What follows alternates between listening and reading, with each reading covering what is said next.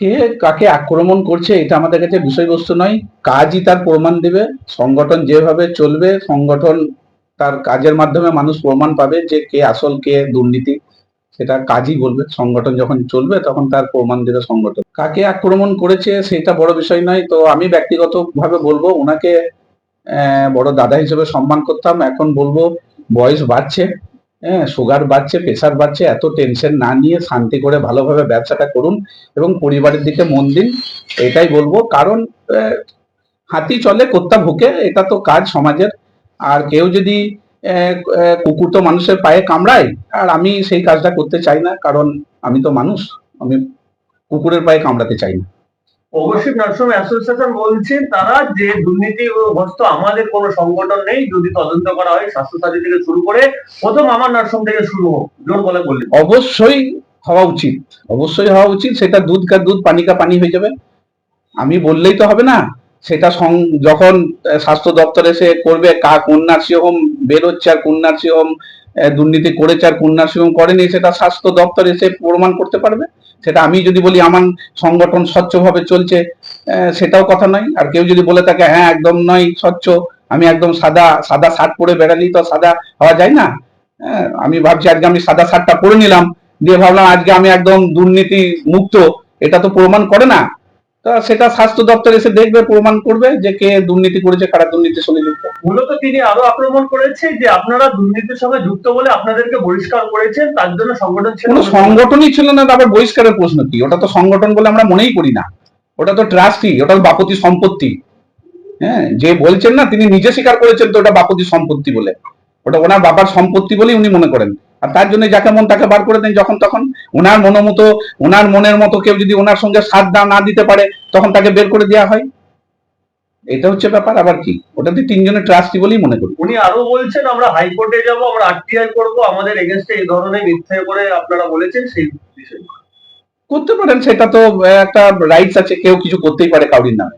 সেটা হাইকোর্টে, হাইকোর্ট তো একা উনার নয়, আরো সবারই আছে। যারা ব্যক্তি আক্রমণ করেছে তারাও যাবে প্রয়োজন হলে, যাদেরকে ব্যক্তি আক্রমণ করেছে। দাদা আপনাদের করেছে, এর বিরুদ্ধে কি কোনো স্টেপ নেবেন? সেটা আমরা সাংগঠনিকভাবে আলোচনার মাধ্যমে ডিসিশন নেব, এখনই ওটা বলছি না। সেটা সাংগঠনিকভাবে আলোচনা হবে, যে ব্যক্তিদের উপর ব্যক্তি আক্রমণ করেছে সেটা আমরা নিজেরা আলাপ আলোচনার মাধ্যমে সেটা ডিসিশন নেব আগামী দিনে কিভাবে এটার মোকাবেলা করা। আপনি বেশভূষা নিয়ে বলতেই পারেন, মানুষের মুখ তো, যে কোনো জিনিস বলতেই পারেন, সেটা তার ওনার রাইটস আছে বলার, বলে দিয়েছেন। ডক্টর অনুপম নায়ক আপনাদের আচ্ছা, তো ওনার অ্যাসোসিয়েশনই তো ছিল আগে, দীর্ঘদিন ধরে তো ওনার সঙ্গে যুক্ত ছিল।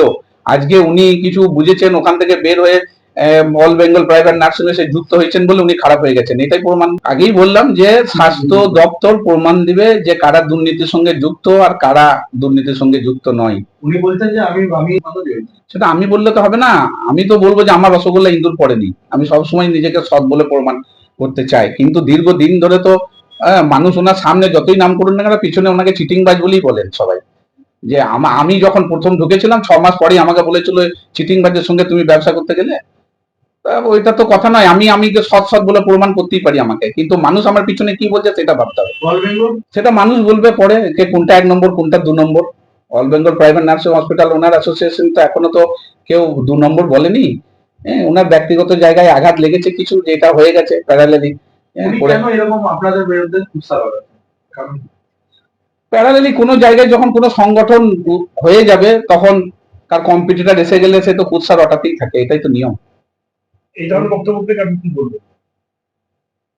কোন ধরনের বক্তব্য? আপনাদের বিরোধিতা কথা বলছে, ব্যক্তিগত আক্রমণ করছে।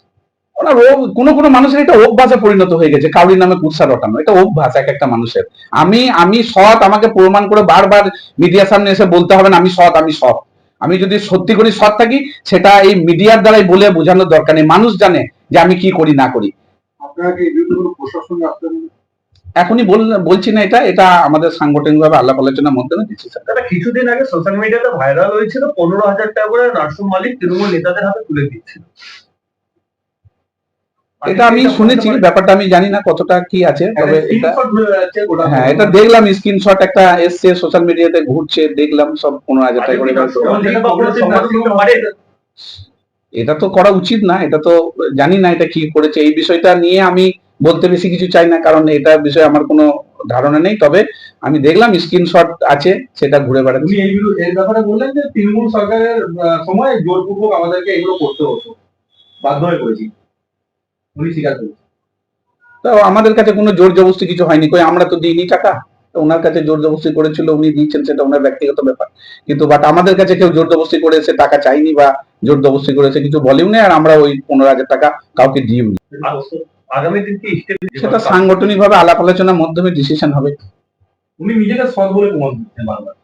সৎ বললেই তো সৎ হওয়া যায় না, সতের প্রমাণ দিতে হয়। কারণ আমি তো আমি এইরকম আমার নামে যখন কুৎসা রয়েছে, আমি তো আর জেল খাটা আসামি নই। মানুষ আমাকেও জানে, আমার পরিবারকেও জানে তাহলে আমরা কেমন আসামি হতে বলতে চাইছেন? হ্যাঁ অবশ্যই, উনি তো জানেন সেটা, জেল তো খেটে এসেছে। কি কারণে জেল খেটেছেন? সেটা জানি না, তো আমি ছিলাম, আমি জানতাম, শুনেছি জেল খেটেছে, কোথায় জেল খেটেছেন? সেটাও জানি না। কত বছর আগে ওটা? অনেকদিন আগে, আমার ঢোকার অনেক আগে থেকে ছিল। মানে এটা কি মানে চিকিৎসা সংক্রান্ত বিষয় নয়? সেটাও জানি না, এতটুকু জানি, বাস ওইটাই, বিশেষ কিছু আর বলতে চাই না। নামে চলছে? না সেটা আমি জানি না, আমি দীর্ঘদিন ডিটাচ আছি, আমি ওই বিষয়টা নিয়ে জানি না। এটা বলার উদ্দেশ্য অন্য কিছু নাই, যেহেতু উনি টাডি টুপি আমার লেবাস নিয়ে বলেছেন, সেই জন্য বললাম যে আমি তার জেল খাটা আসামি নয়, মানুষ আমাকে চেনে এবং জানে। উনি তাহলে আলাউদ্দিন হচ্ছেন জেল খাটা আসামি বলতে? সেটাও বলতে চাইছি না আমি। আপনার নাম কি? আমার নাম MD Abbas Uddin, Meritech hospital কর্ণধার, all Bengal private nursing hospital owner অ্যাসোসিয়েশনের ডিস্ট্রিক্ট সেক্রেটারি।